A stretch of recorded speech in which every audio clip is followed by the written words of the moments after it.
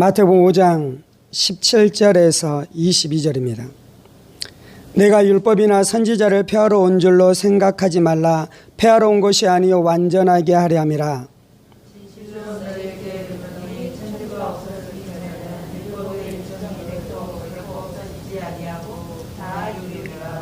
그러므로 누구든지 이 계명 중에 지극히 작은 것 하나라도 버리고 또 그같이 사람을 가르치는 자는 천국에서 지극히 작다 일컬음을 받을 것이요 누구든지 이를 행하며 가르치는 자는 천국에서 크다 일컬음을 받으리라.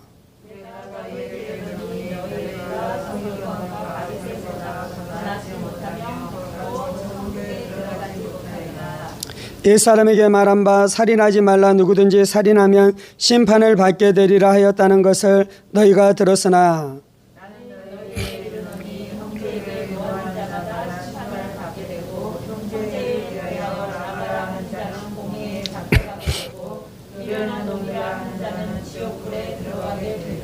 아멘. 기도하겠습니다. 살아계신 하나님 감사합니다. 오늘도 우리가 주의 말씀 듣기를 사모함으로 주님 앞에 나아서니 사모하는 심령 가운데 부어주시는 하나님의 큰 은혜와 능력으로 역사해 주셔서 말씀이 우리의 심령에 떨어질 때에 30배, 60배, 100배의 결실의 역사가 있게 하여 주옵소서. 성령님 사모합니다. 성령님 의지합니다. 이 모든 말씀 살아계신 우리 주 예수 그리스도 이름으로 기도합니다. 아멘. 오늘은 서기관과 바리새인들의 의보다 더 나은 의를 가지라라는 말씀을 통해 함께 하나님의 은혜의 말씀을 나누기를 원합니다. 지난 시간에 우리가 17절부터 19절의 말씀을 통해 예수님께서 이 땅 가운데 오신 것은 율법을 폐하러 온 것이 아니라 율법을 완전하게 하기 위해서 이 땅 가운데 오셨다라는 말씀을 나눴습니다. 그리고 이 말씀을 통해 하나님께서 우리 가운데 원하시는 주님의 뜻, 주님의 명령은 우리가 하나님의 말씀에 순종하면서 살아가는 삶을 살라는 것입니다. 우리가 하나님의 율법에 순종하는 삶을 살아가라는 것입니다.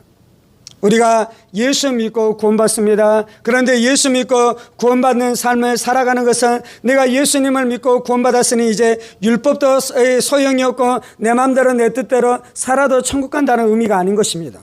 예수 믿고 구원받았으니 이제 어떻게 살아가야 되는 것입니까? 하나님의 말씀에 순종하고 하나님의 율법의 말씀에 순종하면서 살아가는 것이 정상적인 그리스도인의 삶인 것입니다. 복음은 무엇이냐면요, 우리가 예수 믿어 의롭다함을 얻었으니 칭의를 받았으니 이제 성화의 삶을 살아가라는 것입니다. 죄와 싸워 이기면서 살아가라는 것입니다. 이것이 내 힘으로 되어지는 것이 아니라 복음이 그렇게 할 수 있는 능력을 주는 것입니다. 예수의 십자가가 그렇게 할 수 있는 능력을 주는 것입니다. 우리 가운데 오신 내주하신 성령으로 말미암아 우리가 그러한 삶을 살아갈 수 있는 것입니다. 오늘 좀 나누기를 원하는 것은 이제 20절 말씀입니다. 내가 너희에게 이르노니 너희가 서기관과 바리새인보다 더 낫지 못하면 결코 천국에 들어가지 못하리라. 예수는 우리 안에 하나님의 말씀, 하나님의 율법에 순종하는 삶을 살아가라라고 명령했어요. 하나님의 말씀에 순종하고 하나님의 율법에 복종하면서 살아가는 삶을 한마디로 표현하면 의로운 삶을 살아가는 것입니다. 그래서 20절에 의에 대해서 말씀하고 있는 것입니다. 그리고 너희의 의가 서기관의 의와 바리새인의 의보다 더 나은 의가 되어야 한다라고 말씀하고 있는 것이죠. 지난 시간에 나눴었던 것처럼 지금 여기에서 나온 의는 칭의를 이야기하는 것이 아니라 거룩한 삶을 살아가는 것을 이야기하는 것입니다. 로마서에도 칭의가 나오고 거룩한 삶을 살아가는 것이 나옵니다. 이 두 가지는 물론 나누면 안 됩니다. 우리가 예수를 믿을 때에 의롭다함을 칭하게 됩니다. 그것이 칭의의 의입니다. 그런데 이제 로마서 3장에서 그것을 이야기하고 있죠. 그런데 이제 6장과 8장에서 무엇을 말씀하고 있습니까? 그 칭의를 받은 자가 성화의 삶, 거룩한 삶을 살아가는 것, 그것이 붙어 있는 것입니다. 그런데 이제 마태복음 5장 지금 우리가 나누고는 이 말씀 안에서는 물론 칭의를 부인하는 것은 아닌데요, 무엇에 더 강조점이 있는 것입니까? 실제로 거룩한 삶을 살아가라는 것입니다. 실제로 하나님의 말씀에 순종하는 삶을 살아가라는 것입니다. 실제로 하나님의 말씀 앞에 복종하는 삶을 살아가라는 것입니다. 그것이 바로 의인 것이죠. 오늘 예수님께서는 너희 의가 서기관과 바리새인보다 더 나았지 못하면 결코 천국에 들어갈 수 없다라고 말씀하고 있습니다. 서기관과 바리새인들의 의가 있습니다. 그래서 이제 오늘 이 말씀에서는 예수님께서는 한편으로는 서기관과 바리새인들에 대해서 긍정적으로 이야기합니다. 긍정적인 측면은 무엇입니까? 그들이 의를 추구했던 것처럼 너희가 의를 추구하라는 것입니다. 부정적인 것은 무엇입니까? 그들이 의를 추구했는데요, 그들이 추구한 의는 불완전한 의였습니다. 그들이 추구한 의는 잘못된 의였습니다. 그래서 너희가 서기관과 바리새인과 똑같은 의를 추구하면 천국에 들어갈 수 없다는 것입니다. 그래서 어떻게 하라고요? 서기관과 바리새인의 의보다 더 나은 의를 추구해야 된다라고 말씀하고 있는 것입니다. 그래서 이제 오늘 우리가 말씀을 통해 좀 구체적으로 좀 살펴보기를 원하는 것은 무엇이냐면요, 서기관과 바리새인이 추구했던 의가 무엇인지를 보고요, 예수님께서는 이 의와 비교해서 더 나은 의를 설명하면서요, 너희가 서기관과 바리새인의 의보다 더 나은 의를 이 의를 추구해야 된다라고 말씀하고 있는 것입니다. 이렇게 비교해서 설명한 이유가 있는데요, 그것은 무엇이냐면 우리가 의로운 삶을 살아가야 되잖아요. 그런데 실상은 많은 사람들이 서기관과 바리새인의 의 가운데 머물러 있는 것입니다. 속임 가운데 있는 것이죠. 미혹 가운데 있는 것이죠. 그리고 그 정도의 의로는 천국에 갈 수 있습니까? 없습니까? 천국에 갈 수 없다는 것입니다. 그러므로 서기관과 바리새인이 추구했던 의가 무엇인지 분명하게 드러내주고, 예수님께서 우리 가운데 원하시는 의가 무엇인지, 더 나은 의가 무엇인지 분명하게 드러나게 해줄 때에 우리가 그 분명한 예수님께서 우리 가운데 주시기를 원하는 그 더 나은 의를 추구함으로 우리가 천국 백성 되어줄 줄 믿습니다. 아멘. 21절입니다. 옛사람에게 말한 바 살인하지 말라, 누구든지 살인하면 심판을 받게 되리라 하였다는 것을 너희가 들었으나 나는 너희에게 이르노니 형제에게 노하는 자마다 심판을 받게 되고 형제를 대하여 나아가라 하는 자는 공회에 잡혀가게 되고 미련한 놈이라고 하는 자는 지옥불에 들어가게 되리라. 아멘. 예수님께서는 서기관과 바리새인보다 더 나은 의를 말씀하면서요, 먼저 서기관과 바리새인의 의는 어떤 의냐면요, 하나님의 율법 앞에 있는 의가 아니라 사람의 전통을 따르는 의다라고 말씀하고 있는 것입니다. 21절에 옛사람에게 말한 바 살인하지 말라, 누구든지 살인하면 심판을 받게 되리라 하였다는 것을 너희가 들었으나, 얼핏 보기에는 이것은 이 출애굽기에 나와 있는 이 십계명을 말씀하는 것 같습니다. 십계명에 살인하지 말라라는 계명이 있잖아요. 그런데 이제 예수님께서는 너희가 십계명 안에 써 있는 모세를 통해 살인하지 말라 하는 말씀을 너희가 들었으나라고 표현하지 않고요, 옛사람에게 말한 바 살인하지 말라는 것을 너희가 들었으나라고 말씀하고 있습니다. 하나님께서 모세를 통해 십계명 말씀을 주셨습니다. 그리고 특별히 살인하지 말라는 계명을 주셨습니다. 그런데 이 계명을 사람들이 이 계명 그대로 받아들이는 것이 아니고요, 그 계명을 해석하기 시작합니다. 그리고 그 계명 안에 무엇인가 빼기 시작하고요, 무엇인가 더하기 시작합니다. 그래서 지금 예수님 시절에 많은 사람들이 이제 하나님의 말씀을 배우고 있는데, 그건 어떻게 배우고 있냐면요, 옛사람이 우리 가운데 전했었던 그 말씀을 듣기 시작하는 것입니다. 지금 이들이 들었다 그러잖아요.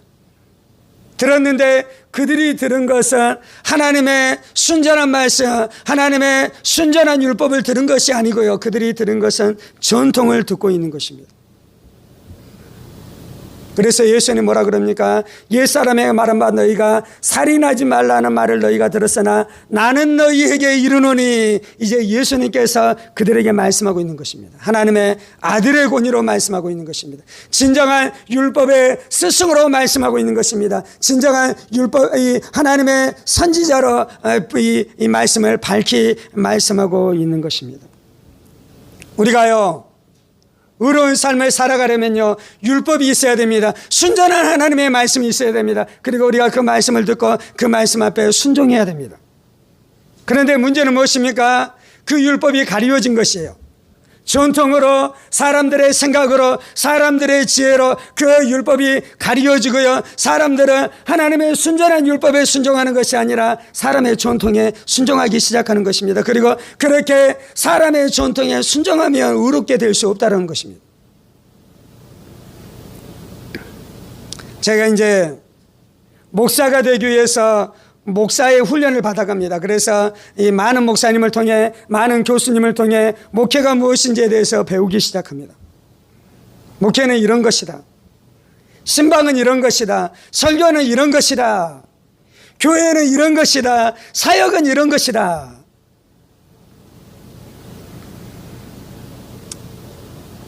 그런데 그것이 하나님의 말씀과 비교했었을 때 맞지 않는 것들이 있어요. 예를 들면 어떤 부분에 대해서 설교할 때 성도들이 시험 받을 수 있으니 그런 부분들에 대해서 설교할 때는 조심해라. 물론 하나님으로부터 말씀을 받지도 않고 성도들을 향해서 사랑하는 마음도 없어서 성도에 대한 미움과 비판의 마음이 목사한테 가득 차 있어요. 그래서 이제 말씀으로 어떻게 하는 것입니까? 그 자신 안에는 그 정죄하는 마음을 설교로 풀어내고 있어요. 그렇게 하면 안 되는 것이죠.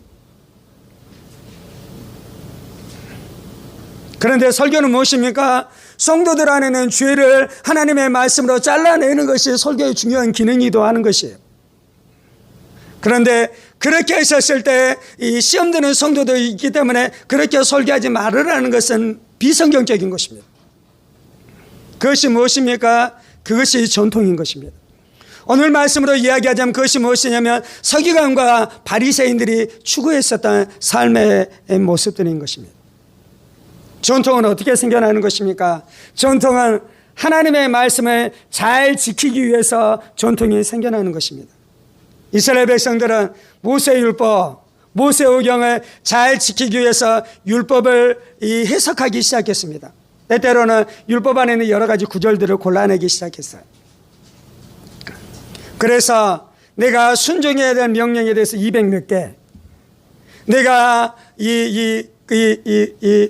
금해야 될 명령에 대해서 365개, 그래서 총 613개 정도의 이 규례를 발췌하기 시작했습니다. 그리고 어떻게 합니까? 그 규례를 발췌할 뿐만 아니라 그것에 대해서 해석하기 시작했어요. 그래서 이제 십계명, 이 11조 헌금을 드려야 되잖아요. 그래서 어떻게 헌금을 드릴까에 대해서 해석하기 시작합니다. 그래서 박하에 대해서 채소에 대한 11조를 또한 드리기 시작하는 것이에요. 예를 들자면 이런 것이에요. 이 어린아이가 용돈을 받으면 그것을 11조로 합니다. 우리 안에 소득이 있으면 11조로 합니다. 그런데 누군가가 콩 한 바가지를 가지고 왔어요. 그러면 어떻게 합니까? 그것도 11조로 나눠서 헌금하기 시작합니다.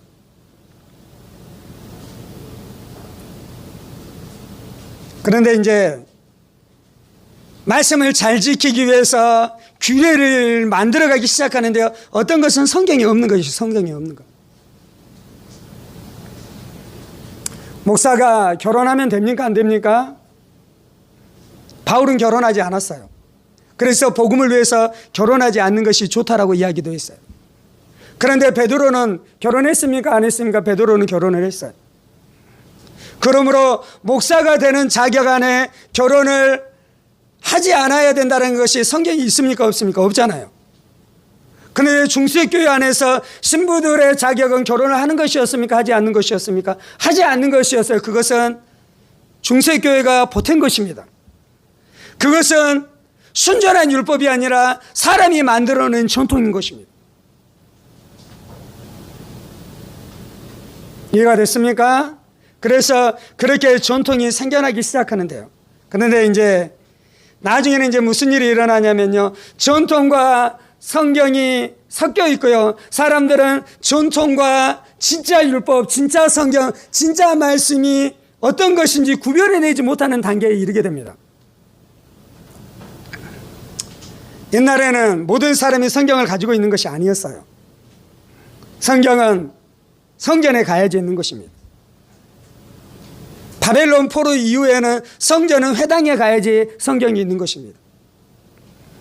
모든 사람이 성경을 접할 수 없었을 뿐만 아니라 또 모든 사람들이 어느 문제로 성경을 해석할 수 없었어요. 구약 성경이 히브리어로 써졌잖아요.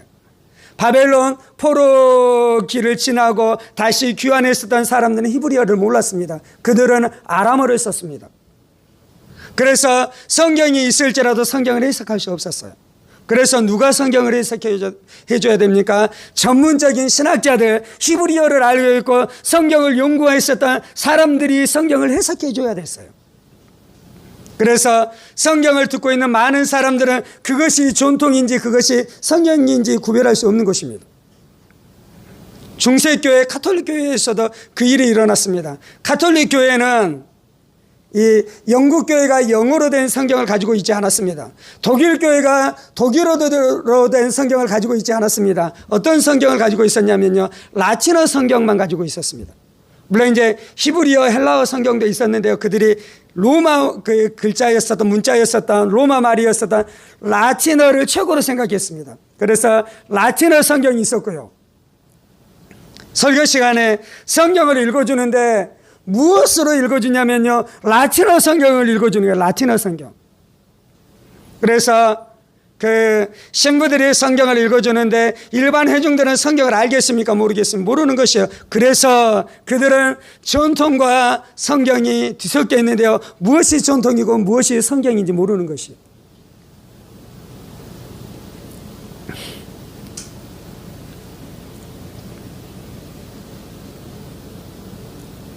저는 이제 대학생 때 아침을 먹고 그리고 점심 때 점심을 먹었습니다.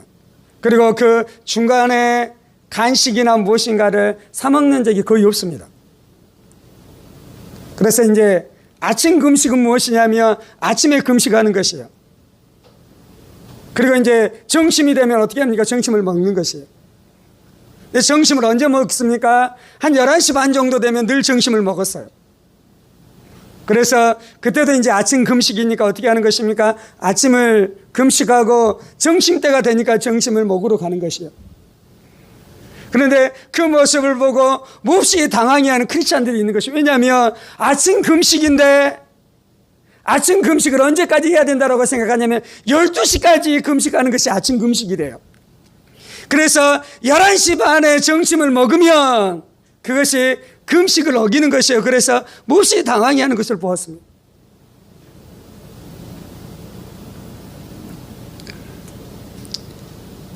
열두 시에까지 있다가 점심을 먹는 그 사람의 신앙이 몹시 잘못됐다는 것은 아니에요. 그런데 11시 반에 먹는 것이 금식을 어겼다라는 그건 어디서 오는 거냐면 그건 전통이고요, 전통. 그런데 전통의 권위가 어느 정도까지냐면 성경의 권위와 똑같은 것입니다. 성경의 권위. 가톨릭은 교황 무호설입니다. 지금은 물론 이제 조금 바뀌고 있는 것 같긴 하지만 교황의 말과 교황의 말에 오류가 없어요. 그래서 교황이 성경을 해석하잖아요.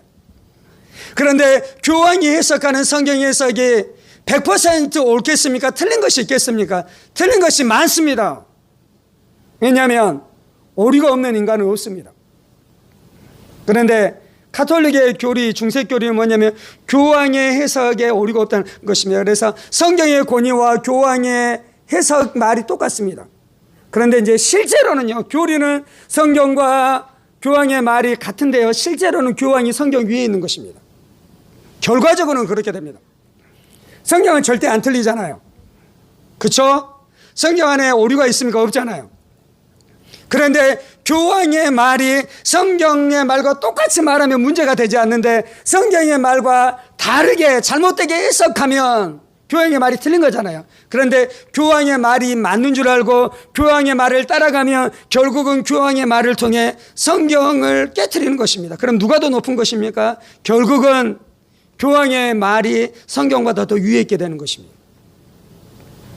동일하게 우리가 전통을 따라가기 시작하면요, 무슨 일이 일어나면요, 그 전통이 성경 위에 있게 되는 역사가 나타나는 것이에요. 성경 안에는 성령의 은사가 역사해야 된다는 것이 있습니다. 그리고 성경 안에는 하나님의 말씀의 역사가 있습니다. 그래서 이제 목사님들이 많이 이야기하는 것은 성령과 말씀이 균형이 있어야 된다라고 많이 이야기하기도 합니다. 그런데 이제 말은 그렇게 하는데요, 실제로는 어떤 마음이 있냐면 우리 안에 성령의 은사에 대해서는 좀 부정적인 생각이 있고요, 하나님의 말씀에 대해서는 좀 긍정적인 마음이 있습니다. 말씀을 증거해서는 탈이 안 난대요. 그런데 성령의 은사를 추구하면 탈이 날 수 있대요. 그래서 목회가 안전하려면 어떻게 해야 되냐면 말씀 사역 중심으로 해야 된다는 것이에요. 근데 이것이 비성경적인 것입니다. 성경에서는 성령의 은사를 터부시하고 말씀만 추구하면 건강하고 문제가 없다라는 그런 가르침이 없잖아요. 그 가르침은 어디에서 온 것입니까? 사람의 전통인 것이요. 물론 성령의 은사를 따라갔는데 사람들이 비성숙했기 때문에 무엇인가 문제가 일어날 수 있습니다. 그것에 대한 성경적인 해결책은 무엇입니까? 고린도전서에 나와 있잖아요. 그것에 대한 성경적인 해석, 해결책. 은사를 금하는 것이 아니고요, 은사를 사랑 안에서 사용하라라고 이야기하잖아요. 방언을 금하고 예언을 금하는 것이 아니라 사랑 안에서 성숙함으로 그것을 사용하라라고 이야기하잖아요. 그런데 전통은 무엇입니까? 그래서 위험해졌으니 은사를 추구하지 말고 설교만 하라는 것이에요. 성경만 가르치라는 것이에요. 이것이 전통인데요, 그 전통이 하나님의 말씀을 깨트리는 것입니다. 그것은 성경적인 것이 아닌 것입니다. 많은 사람들은 전통이 꼭 나쁜 것이 아니라고 생각해요. 왜냐하면 바리새인과 서기관들이 어떻게 전통을 만들었습니까? 말씀을 잘 지키기 위해 성경을 해석했어요. 그리고 해석했었던 말씀들 안에서 어떤 규칙들이 생겨났어요. 그리고 그 규칙들을 오랫동안 따라 살다 보니까 그것이 전통이 되었어요. 전통이 나쁠 것이 없잖아요, 어떻게 보면. 그래서 예수님께서도 바리새인과 서기관들이 율법을 지키기 위해서 애썼던 것처럼, 하나님의 의를 추구했었던 것처럼 너희가 추구해야 된다라는 그러한 느낌으로 또 말씀하고 있는 것입니다. 그런데 전통을 추구하는 것 안에 치명적인 약점이 나타나기 시작하는데, 그 뭐냐면 전통이 하나님의 말씀을 깨트리는 일들이 일어난다는 거예요. 마태복음 15장에 이 장로의 유전에 대해서 나옵니다. 예수님의 제자들이 씻지 않는 손으로 음식을 먹기 시작합니다. 레위기에 보면은 정결법이 있잖아요. 손을 씻고 정결케 하는 의식들이 있잖아요. 그래서 장로의 유전은 무엇이냐면 그 법을 더 발전시켜서 구체적인 어떤 것들을 만들어내기 시작했어요. 그리고 그 장로의 유전을 따라 살았는데, 그러면 이제 바리새인과 서기관들은 정결 의식을 따라 사는 것을 뛰어넘어서 자신들이 만들어 쓰던 전통을 따라 살고 있는 것이에요. 그런데 예수님의 제자들이 무엇을 깨트렸다고요? 그 전통을 깨트린 것이에요. 11시 반에 무엇을 했다고요? 밥을 먹으면 안 되는데 11시 반에 밥을 먹으면서 금식에 대한 전통을 깨트렸다는 것이에요.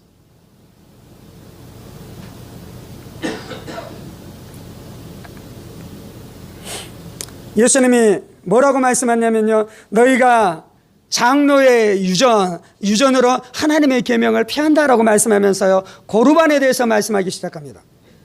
고르반은 무엇이냐면 전통이에요, 전통. 그 전통은 무엇이냐면, 여러분의 주인이 하나님이신 것을 믿습니까? 아니에요? 믿잖아요. 아멘. 여러분의 이 몸이 여러분의 몸의 주인이 하나님일 뿐만 아니라 여러분의 모든 소유가 하나님 것인 것을 믿습니까? 아멘. 우리의 모든 소유는 하나님 거예요. 11조는 무엇입니까? 내 모든 소유가 하나님인 것을 고백함으로 10분의 1을 하나님 앞에 드리는 것이에요. 그래서 우리가 고백해야 되잖아요. 하나님, 내 주인이 하나님이십니다. 나의 모든 소유가 하나님 겁니다. 그렇게 고백할 수 있게 되기를 예수의 이름으로 축원합니다. 아멘. 근데 거룩반은 무엇이냐면요, 내 모든 재산이 하나님 겁니다. 내 모든 재산이 하나님 앞에 드렸습니다라고 이 서약하고 고백하는 것이에요.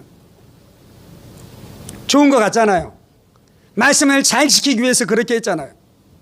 그런데 이 예수님 당시에 고르반이라는 것이 어떻게 악용됐냐면요, 고르반 서약을 합니다. 그러면 내 것 전체가 하나님 거잖아요.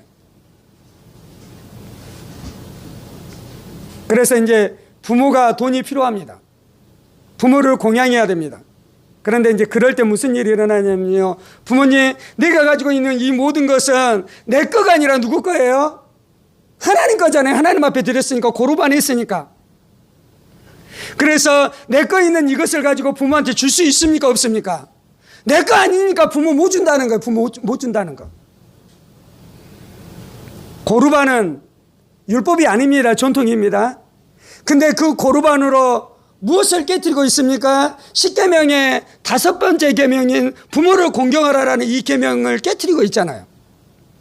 전통은 무슨 일이 일어나냐면요, 인간이 전통을 만들기 시작하면 그 전통은 하나님의 말씀과 충돌하는 일들이 일어나기 시작해요.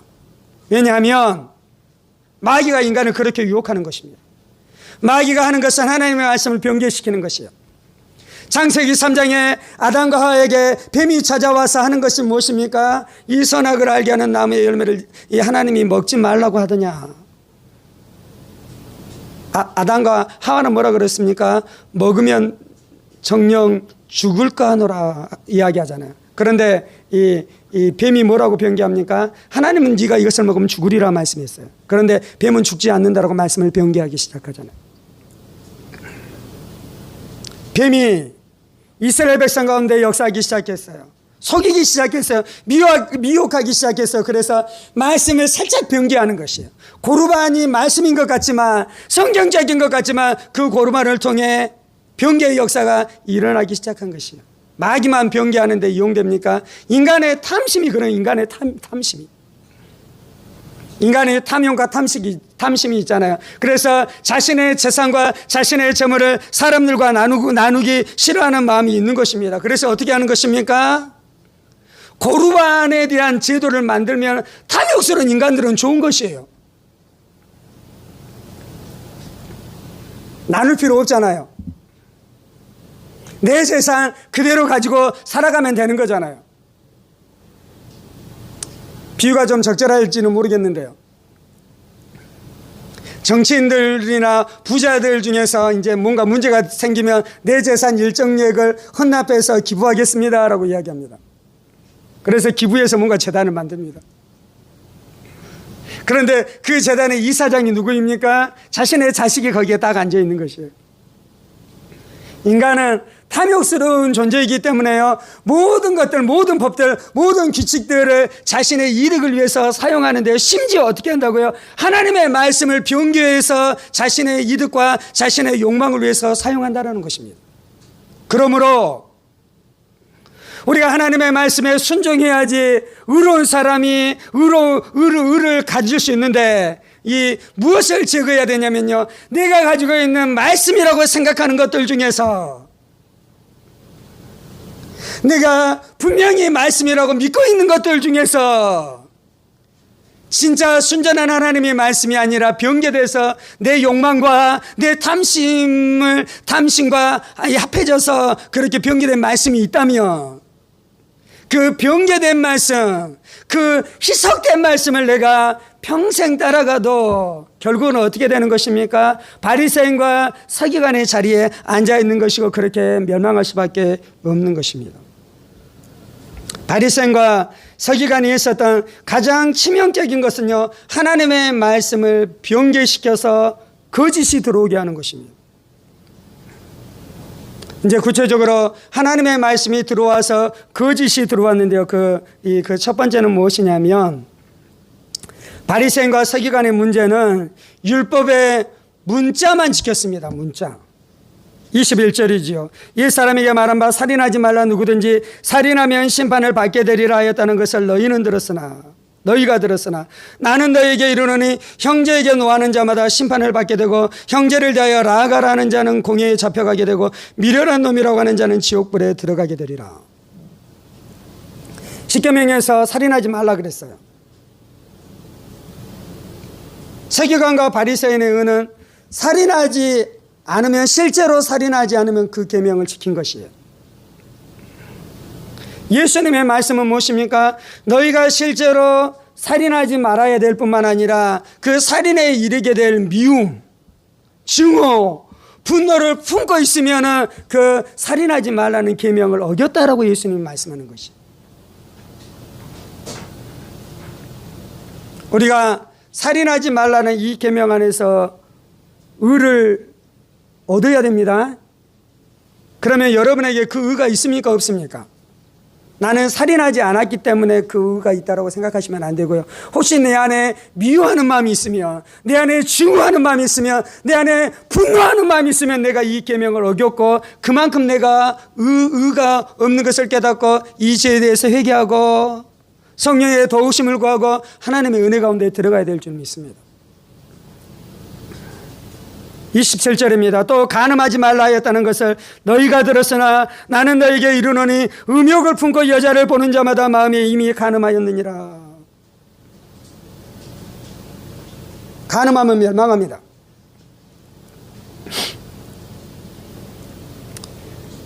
한 10여 년 전에 후배가 서울에서 사역을 했는데요.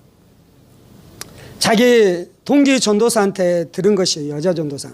이 전도사도 서울에 있는 규모가 제법 괜찮은 교회를 다니고 있었나, 거기에서 사역하고 있었나 보죠. 그런데 한 장로가 이 여자 전도사님에게 제안을 하는 것이 뭐냐면, 자신의 세컨드가 되어주면 너가 유학 가는 유학비를 교회에서 다 지불하도록 보장하겠다.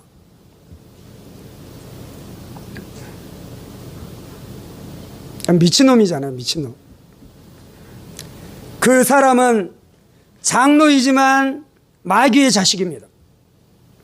마귀의 종입니다. 그렇게 자신의 입을 열어서 그 제안을 할 정도면 실제적으로 간음의 죄를 짓고 살아가고 있겠습니까? 안 살아가고 있겠습니까? 수많은 간음죄를 짓고 범하고 살아가고 있을 거예요, 실제적으로. 뿐만 아니라 간음죄를 실제적으로 지을 뿐만 아니라 그뿐만 아니라 생각으로 얼마나 많은 간음죄를 짓고 살아가고 있겠습니까? 이것이 현대 교회의 현실이에요. 이것이 우리가 살아가고 있는 교회의 현실이에요. 설교는 무엇이냐면요, 하나님이 저에게 설교가 무엇인지에 대해서 가르쳐 주시는 것 중에 하나는 어떤 것이냐면, 설교는 전통을 설교해서는 안 되고요. 그래서 이제 전통을 설교하면 바리새인만 만들어낼 뿐입니다. 두 번째는 성경적으로 옳은 교리라고 해서 그것이 옳은 설교는 아니에요.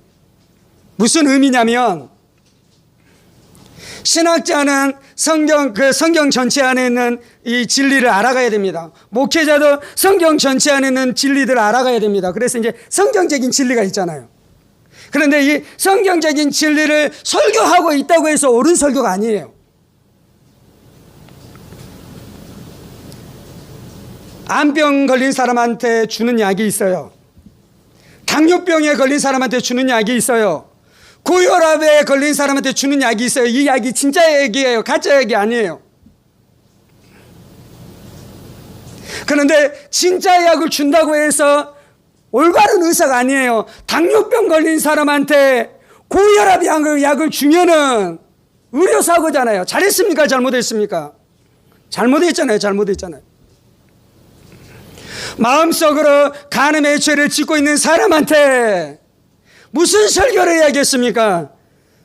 마태복음 5장 27절 28절 말씀을 설교해야 되는 것이요. 또 간음하지 말라 하였다는 것을 너희가 들었으나 나는 너희에게 이르노니 음욕을 품고 여자를 보는 자마다 마음에 이미 간음하였느니라. 이 설교를 해야지 합당한 설교인 것이에요.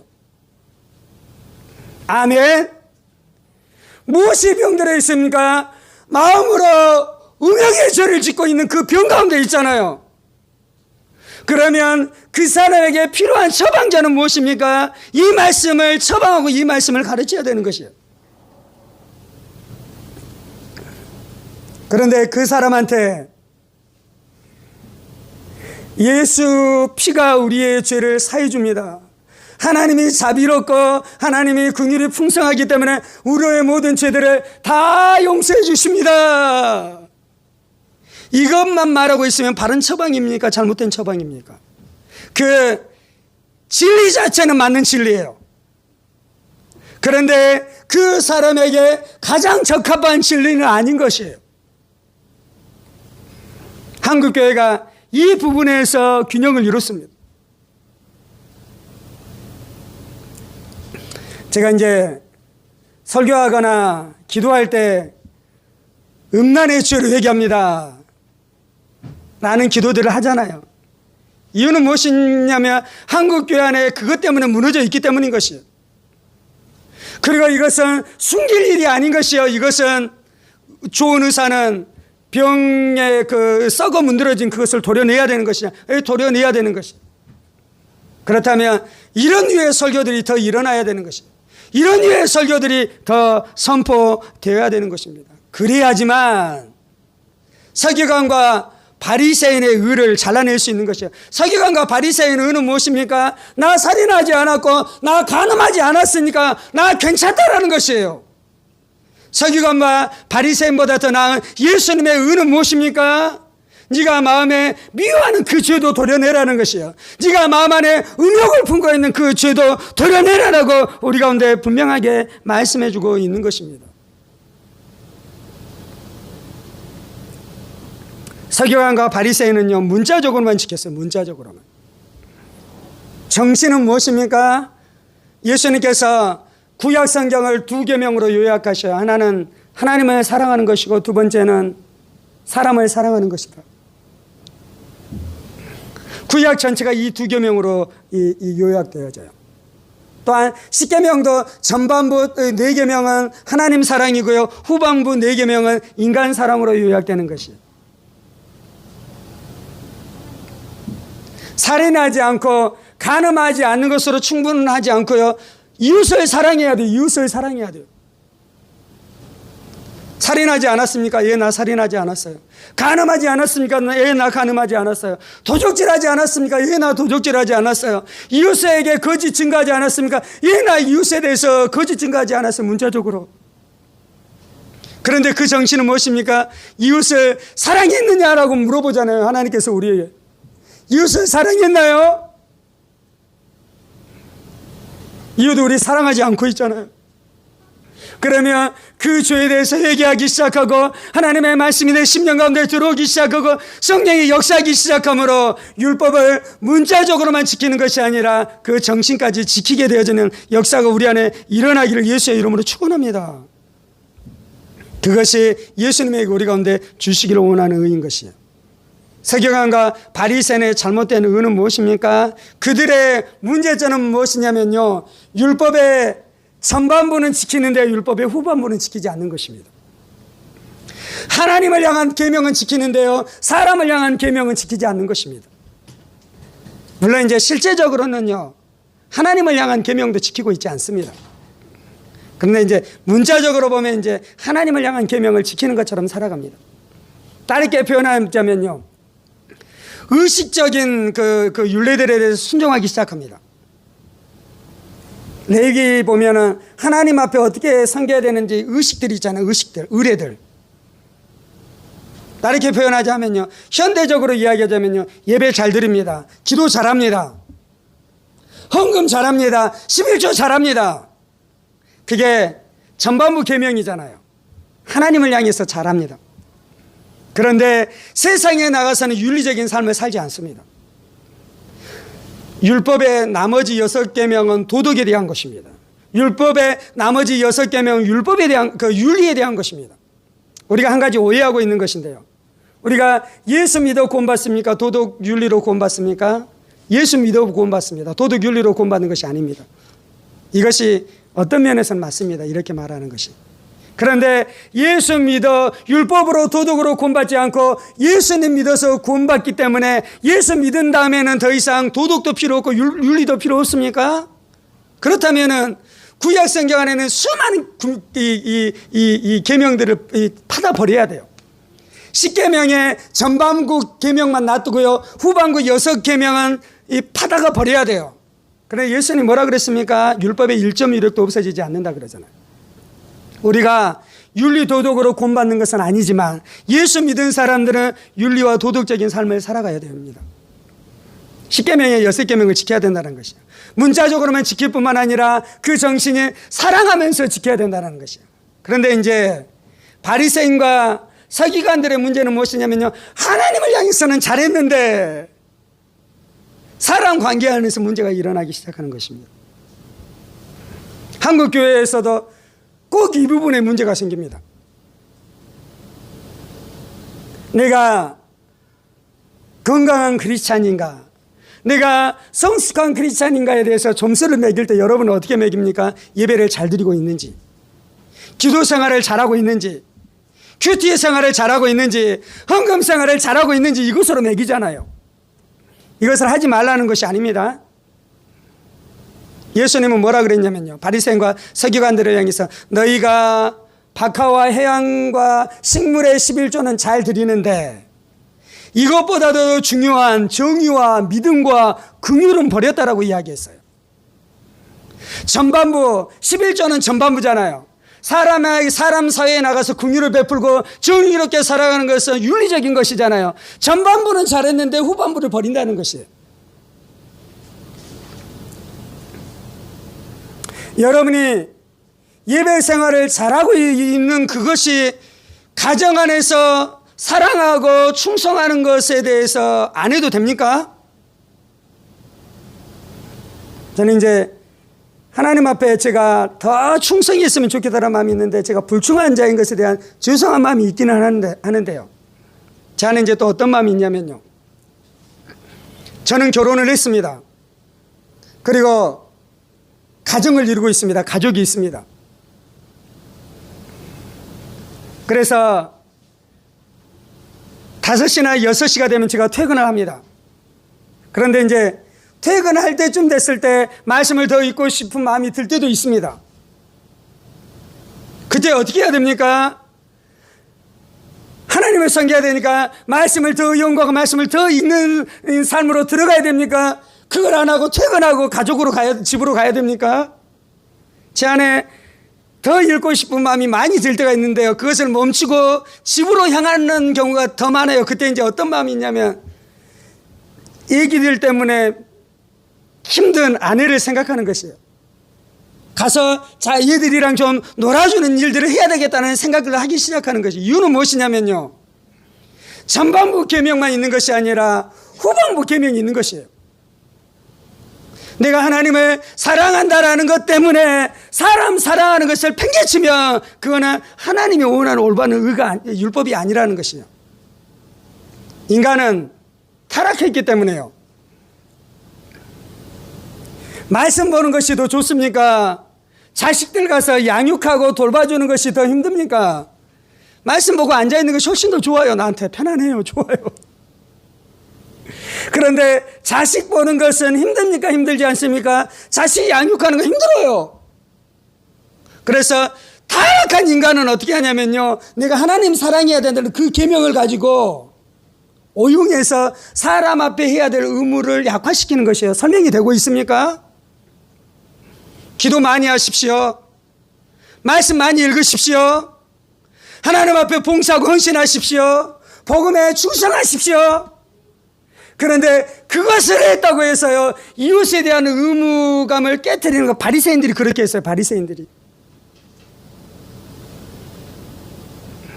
제가 예전에 나눴잖아요.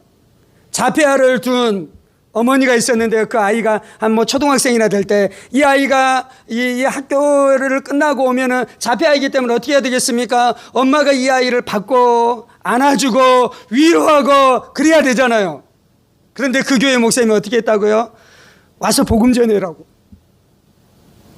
자식을 하나님이 책임져 주실 거니까 걱정 말고 와서 복음 전해라고. 그것이 바리새인이에요. 그것이 서기관의 의를 가지고 있는 것, 그것이 서기관의 신앙을 가지고 있는 것이에요. 그 자폐아는 하나님이 돌보시는 건 맞아요. 근데 하나님이 어떻게 돌보십니까? 엄마를 통해서 돌보신 거, 엄마를 통해서.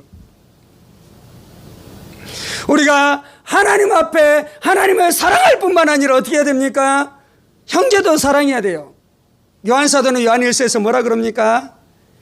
형제를 사랑하지 않는 자는, 보이는 형제를 사랑하지 않는 자는 보이지 않는 하나님을 사랑할 수 없다라고 이야기하잖아요. 자기 아내 사랑하지 않고 자기 자식 사랑하지 않고 편견체 두면서 와서 무엇인가 종교적인 것 안에 열심히 하는 자는요, 거짓말하는 자예요. 거짓말하는, 이게 요한일서의 말씀이잖아요. 형제를 사랑하지 않고 어떻게 하나님을 사랑할 수 있습니까? 불가능한 것이에요. 서기관과 바리새인이 하고 있는 짓거리가 바로 그 짓거리예요. 이게 아주 고약스러운 신앙이에요. 고약스러운 신앙. 이건 아주 또 속기 쉬운 장소예요. 속기 쉬운 지점. 마귀가 그렇게 우리를 유혹하는 것입니다. 완전히 말씀을 떠나게 하는 것이 아니고 말씀을 비트는 것이에요. 말씀을 변개시키는 것이에요. 한국교회 문제 안에 이 중직자들, 장로들 안에서, 사회 안에서 문제가 되어서 뉴스에 오르내리는 사람들이 있잖아요. 그 사람들이 장로가 되었다라는 것을 인정받았기 때문에 그래요. 무엇을 인정받은 것입니까? 첫 번째 네 계명을 잘하는 것 같거든요. 그런데 어디가 문제가 있었습니까? 나머지 6개는 윤리적이지 않아요. 도덕적이지 않아요. 욕심이 많아요. 사기쳐요. 거짓말해요. 음란해요.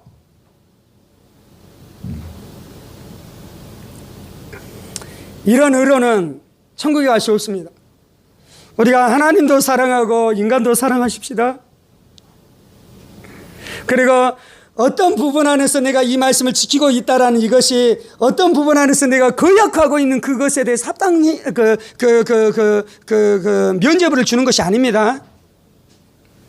음란에 대한 해결책은 무엇입니까? 음란을 끊는 것이에요. 복음을 많이 전하는 것이 아니라. 거짓말에 대한 해결책은 무엇입니까? 거짓말을 끊어내는 것이요. 열심히 찬양하는 것이 아니라 열심히 찬양도 하십시오. 예배도 열심히 드리십시오. 그런데 하나님의 순전한 말씀 앞에 순종하는 것이 우리의 인생들 되어주기를 원합니다. 시간이 돼서 이제 지나서 말씀을 마치겠는데요. 이 바리새인과 서기관의 의는요, 결국은 자신의 명예를 드러내는 것입니다. 이제 6장부터 이제 그것들이 나오기 시작해요. 기도를 하는데 왜 기도합니까? 자신이 기도 많이 하는 사람인 것을 드러내기 위해서 그렇게 하는 것이에요. 율법을 잘 지켜야 됩니다. 경건생활을 열심히 해야 됩니다. 그런데 서기관과 바리새인처럼 해서는 안 되는 것이에요. 그리고 서기관과 바리새인의 의는 무엇이냐면 결국은 또 율법주의로 갑니다. 무율법주의도 안 돼요. 율법주의로 가도 안 돼요. 그런데 서기관과 바리새인의 의를 추구하면요, 율법주의로 갑니다. 그래서 자신이 지켰었던 율법들에 대해서 문자적으로 지킨 것들에 대해서 막 자랑하기 시작하고, 그것을 지키지 못하는 사람은 어떻게 하는 것입니까? 정죄하는 것이에요. 그래서 서기관과 바리새인들은 정죄하는 사람입니다. 여러분, 누군가가 정죄가 됩니까? 신앙생활 중 내가 보기에 잘못하고 있는 사람들에 대해 정죄가 됩니까? 그럼 내가 서기관과 바리새인으로 살고 있는 것이에요. 새벽기도 생활 못하는 사람들에 대해서 정죄가 됩니까? 그건 무엇이냐면 내가 지금 서기관과 바리새인의 의 안으로 들어가고 있는 것이에요.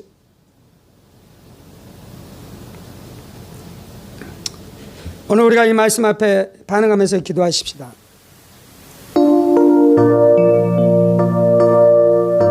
예수님이 우리 가운데 원하신 것은 의롭게 살아가는 것입니다. 예수님이 십자가에서 못 박혀 죽으시고 우리의 죄를 용서하시고 우리에게 칭의의 은혜를 주신 것은 이제 실제로 의로운 삶을 살아가라라고 말씀하고 있는 것입니다. 이 의로운 삶을 살아가는 데 필요한 가장 중요한 것은 희석되지 않는 순전한 하나님의 말씀입니다. 인간의 탐심과 탐욕으로 말미암아 비틀어버린 거짓된 교리가 아니라, 내가 그 말씀 지키기 싫으니까 비틀어버려요. 내 안에 탐심과 탐욕이 있으니까 비틀어버려요. 그리고 비틀어버린 말씀 앞에 순종하면서 잘하고 있다고 생각해요. 그런데 순전한 말씀으로 우리의 심령을 비춰야 되는 것입니다. 하나님의 왜곡되지 않는 말씀을 우리의 심령에 비춰야 되는 것입니다. 하나님, 우리 안에는 서기관과 바리새인의 요소가 있습니다. 하나님의 말씀을 내 마음대로, 내 뜻대로, 내 취향대로 비틀어버리는 죄성이 우리 안에 있습니다. 마귀가 하나님의 말씀을 혼잡하게 하고 마귀가 하나님의 말씀을 비틀어버립니다. 주님,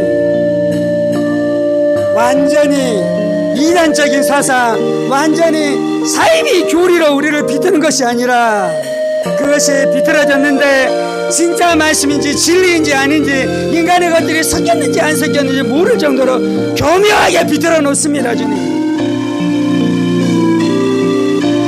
전통은 틀릴 수 있습니다. 사람들의 말은 틀릴 수 있습니다. 신학자들의 말은 틀릴 수 있습니다. 오류가 없는 유일한 것은 하나님의 말씀밖에 없습니다. 하나님의 말씀만이 순전합니다. 하나님의 말씀만이 완전합니다. 하나님의 말씀만이 온전합니다. 주님, 온전한 하나님의 말씀으로 우리 안에 들여진 거짓된 전통들을 깨뜨리시옵소서.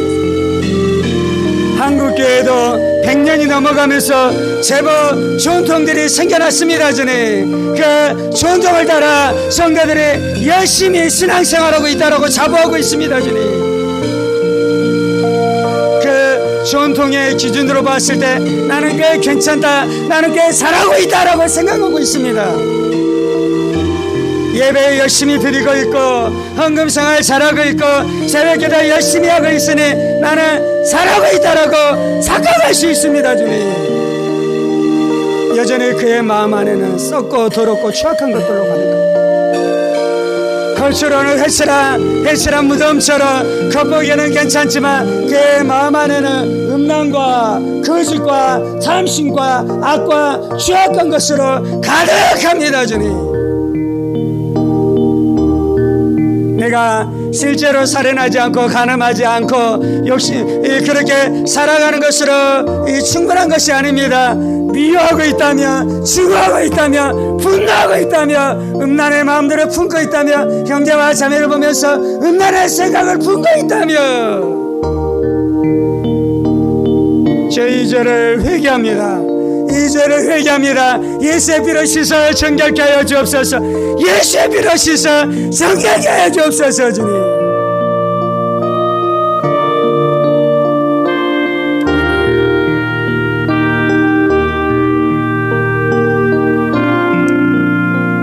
사람들이 충분하다 말하는 것으로 충분한 것이 아니라 하나님의 말씀으로 비춰보게 하여 주옵소서. 진리의 말씀으로 비춰보게 하여 주옵소서. 하나님의 말씀을 읽게 하여 주옵소서. 연구하게 하여 주옵소서. 단지 설교자의 설교를 그냥 듣는 것이 아니라 그 설교가 진짜로 성경적인지, 하나님의 말씀 앞에 비춰 정말로 그것이 옳은 것인지, 베레아 사람처럼 말씀을 받게 하여 주옵소서. 베레아 사람처럼 말씀을 받게 하여 주옵소서. 예수님은 하나님의 아들의 권위로 전통을 깨뜨리셨습니다. 예수님은 하나님의 아들의 권위, 진정한 선지자의 권위, 진정한 성경 교사의 권위로 바리새인의 거짓된 의들을 박살냈습니다. 주님, 우리 가운데 일을 행하여 주옵소서. 우리 가운데 일을 행하여 주옵소서. 한국교회 안에 일을 행하여 주옵소서. 말씀으로 수술하여 주옵소서. 말씀으로 새롭게 하여 주옵소서.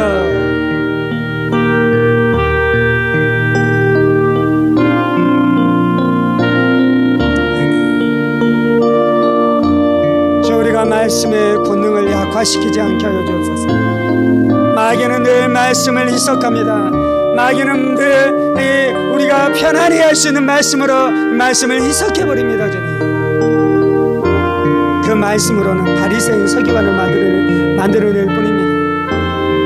강단이 회복되지 않고는 한국교회 안에 바리새인과 서기관과 같은 성도들이 가득할 뿐입니다. 주님, 진리가 회복되게 하여 주옵소서. 강단이 회복되게 하여 주옵소서. 설교가 회복되게 하여 주옵소서.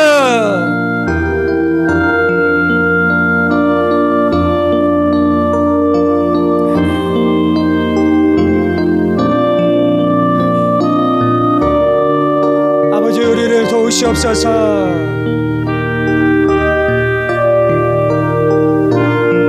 전통은 우리로 종을 만들 뿐입니다. 그런데 하나님의 순전한 말씀은 우리를 자유에 이르게 합니다. 자유케 하는 온전한 율법이라고 야고보서에 말씀하고 있습니다. 예수님께서 밝히 드러내주신 하나님의 순전한 말씀은 우리를 자유에 이르게 합니다. 아들로 살아가게 합니다. 아들의 영을 가지고 아들로 살아가게 합니다. 양자의 영을 가지고 아들로 살아가게 합니다. 그런데 서기관과 바리새인이 가르쳤었던 방식대로 율법을 가르치면 노예를 만들 뿐입니다. 종을 만들 뿐입니다. 그래서 교회 안에 목사의 종들이 넘쳐나는 것입니다.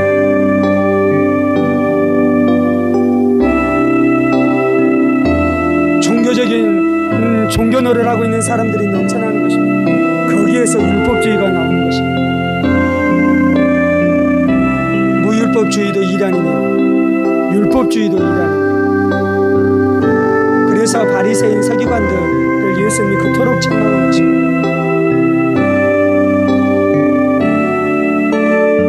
너희가 지옥에 갈 뿐만 아니라 많은 사람들을 지옥으로 끌고 가는 자들이라고 바리새인과 서기관들을 예수님이 그토록 책망한 것입니다. 주님, 우리를 도와주옵소서. 하나님의 말씀을 문자적으로 보지 않게 해주시고 그 정신이 무엇인지 보게 하여 주옵소서. 하나님의 말씀이 내 외적인 부분만 고치는 것이 아니라 내 내면을 바꾸는 역사가 있게 하여 주옵소서. 하나님의 말씀 중에서 내가 원하는 구절만 순종하는 것이 아니라 하나님 앞에 예배하는 예배 의식만 순종하는 것이 아니라 윤리적이고 도덕적인 부분, 이웃을 사랑해야 되는 측면 안에서도 내가 그 말씀을 순종하며 살아가는 일들이 있게 하여 주옵소서.